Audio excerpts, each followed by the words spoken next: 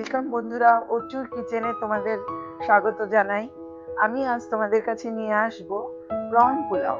Prawn পোলাওয়ের মধ্যে একটা স্পেশালিটি হলো আমার কিচেনে, সেটা হলো কোকোনাট মিল্ক দিয়ে আমি এই পোলাওটা রান্না করব। দেখতে থাকো তোমরা আমরা কিভাবে করে যাচ্ছি এই কাজটা। আমার 3.5 কাপ চালের সঙ্গে এই চিংড়ি মাছ আছে প্রায় 3 কিলো। কেননা আমি একটা একান্নবর্তী পরিবার থেকে বিলং করি, তাই আমার অনেকটাই রান্না করতে হয়। তোমরা চাইলে এটা কম পরিমাণেও করতে পারো। আমার যেগুলো লেগেছে সেটা হচ্ছে তেজপাতা, দারচিনি, এলাচ, সামরিচ, গোলমরিচ, লবঙ্গ, জায়ফল, জয়ত্রী একটা। এটা আমি এই যে মশলাগুলো এগুলো পেস্ট করে এতে রেখেছি, সেটাও আমার কাজে লাগবে। তারপর এইগুলো আমাকে যখন আমি তেলটা দেবো তখন এগুলো ফোড়ন হিসেবে দেওয়া হবে। আর লঙ্কার গুঁড়ো, নুন, পেঁয়াজ কুচি আর আদা বাটা, এইটুকুই আমার এই রেসিপির জন্য লাগবে। আজকের রেসিপিতে আমি দেরাদুন চাল 2 কিলো নিয়েছি, তাতে আমার এই গ্লাসে 3.5 গ্লাস হয়েছে। তো এই 3.5 গ্লাস চালের জন্য আমাকে 7 গ্লাস জল দিতে হবে। সেই জলটা আমি আলাদা করে ফোটাবো। সেই রেসিপিতে আরেকটা ইনগ্রেডিয়েন্টস হলো নারকেল। এই নারকেল আমি কুড়িয়ে রেখেছি। প্রায় একটা নারকেল আমার এই 2 কিলো চালের জন্য যথেষ্ট। এটা এবার আমি গরম জল দিয়ে দুধ বার করবো। এটা আর একটা যেটা মেন ইনগ্রেডিয়েন্টস সেটা হলো প্রন। এই টাইগার প্রন গুলো আমি সুন্দর করে খোলা ছাড়িয়ে রেখেছি, যেগুলো আমি শুধুমাত্র নুন আর লঙ্কার গুঁড়ো দিয়ে মেখে এবার ওটাকে আমি ফ্রাই করব।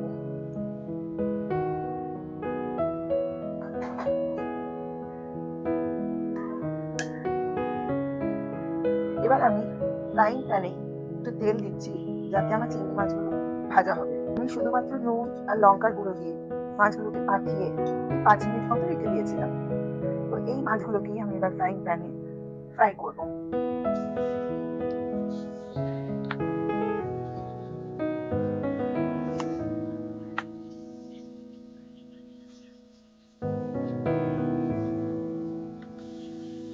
মাছগুলোকে খুব কড়াও না, আবার খুব কাঁচা কাঁচাও নয়, একটু হালকা বাদামি করে আমি মাছগুলোকে ভেজে নিচ্ছি।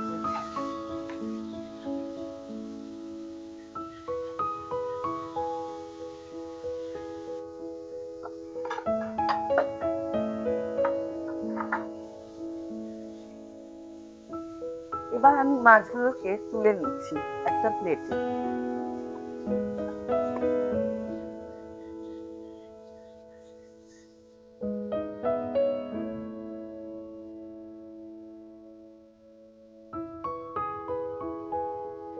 এবার আমি কড়াইতে তেল দিলাম এই চিংড়ি মাছটা প্রিপেয়ার করব বলে।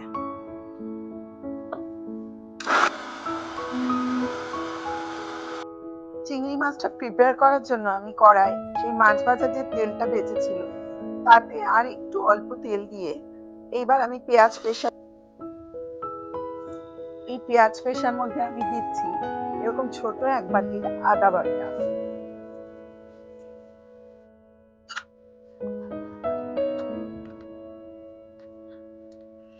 আর দিচ্ছি ওই জায়ফল, জয়ত্রী, লবঙ্গ, এলাচ মেশানো আমার বাড়িতে বানানো একটা মশলার পেস্ট, যেটা গরম মশলার মতোই কিন্তু একটু বিরিয়ানির এসেন্সও আছে। আর দিচ্ছি লবণ, স্বাদ মতো লবণ দিতে হবে। এই মশলায় আমি একটু চিনি ছড়িয়ে দেবো, তাতে টেস্টটাও একটু ভালো লাগবে আর কালারটাও সুন্দর আসবে।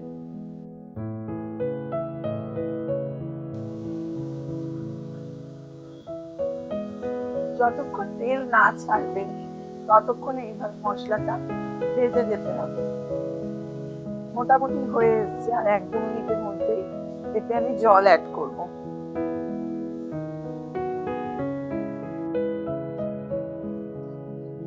ফুটে উঠলে আমি এর মধ্যে চিংড়িগুলো দেব। এটা আল্লাহ লেখা একটা সিলভার, এটা আমার গিফটে পাওয়া।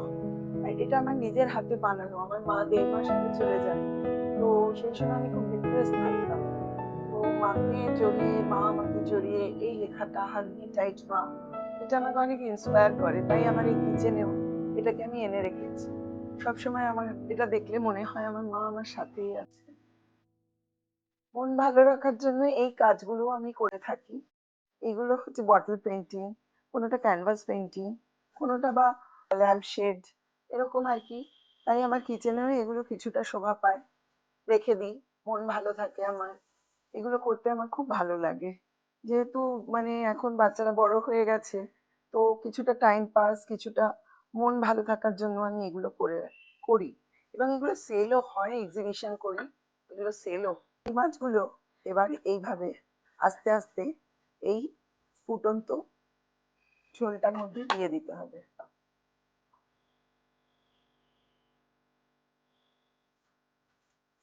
মাছগুলো ভালোভাবে সিদ্ধ হওয়ার জন্য আমি একটা ঢাকনা দিয়ে এটা ঢেকে দিলাম। মাছগুলো এরকম সুন্দর করে সিদ্ধ হয়ে যাওয়ার পর পুরো ঝোলটা মরে শুকিয়ে যাবে, তাহলে পোলাওয়ের ওপরে এগুলো সুন্দরভাবে সাজিয়ে দেওয়া যাবে।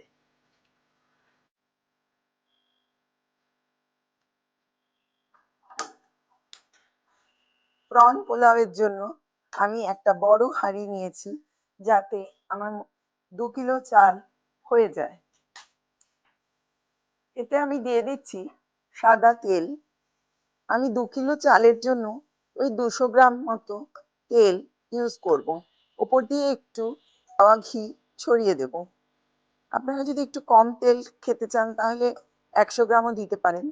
এই তেলের মধ্যে আমি দিয়ে দিচ্ছি তেজপাতা, এলাচ, দারচিনি, জায়ফল, জায়ত্রী, আর সামরিচ আর গোলমরিচ। এবার আমার সোক করা রাইস আমি এর মধ্যে আস্তে আস্তে ঢেলে দিচ্ছি। এই চালের মধ্যে আমি অল্প একটু আদা পেশা 1 চামচ মতো দিয়ে এটাকে নাড়াচাড়া করে নেব। এই চালের মধ্যে আদাটা দিয়ে যখন আমি নাড়াচাড়া করছি, তখন একটা এত সুগন্ধ বেরোচ্ছে, যাতে আমার আশেপাশের সমস্ত লোকেরা জানতে পারছে আমি কিছু একটা করছি।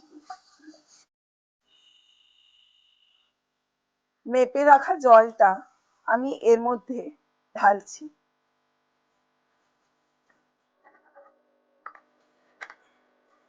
জলটা একটু ফুটে গেলে আমি পরিমাণ মতো নুন দিয়ে দিলাম। দারুণ ভাবে ফুটছে এবং সুগন্ধ বেরোচ্ছে। এইবার আমি যে স্পেশাল জিনিসটা এই পোলাওয়ের, সেটা অ্যাড করছি। সেটা হচ্ছে কোকোনাট মিল্ক। ওই মেপে রাখা জলের মধ্যেই এই কোকোনাট মিল্কটা আমি তৈরি করে নিয়েছি, কেননা জল বেশি হয়ে গেলে পোলাওটা গলে যেতে পারে। মতো চিনি আমি এতে দিলাম।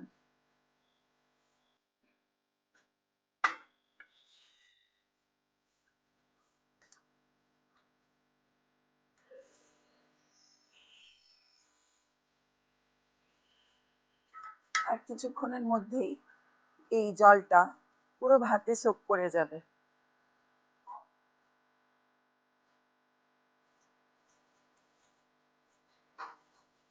আমি এর উপর দিয়ে একটু গরম মশলা ছড়িয়ে দেব। ভাতের উপরে কাঁচা লঙ্কা ছড়িয়ে দেব বেশ কয়েকটা, যাতে ভাতে এগুলো সিদ্ধ হয়ে যায়। একদম শেষে আমি একটু গোলাপ জল ছড়িয়ে দিলাম। ব্যাপারটা বেশ বাদশাহী হবে। গোলাপ জলের সেন্টটা এই পোলাওকে আরো সুন্দর করে দেবে। প্রায় জলটা শুকিয়ে এসছে। এবার আমরা এটা তাওয়ার উপরে ভাপে রাখবো।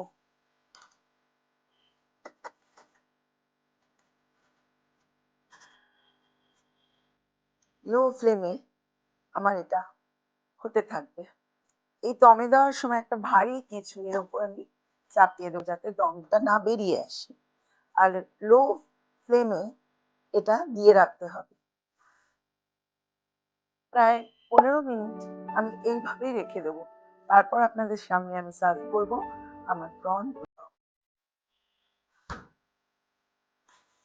একদম শেষে পুরো রেডি, তখন আমি ওপর থেকে একটু গাওয়া ঘি ছড়িয়ে দিলাম।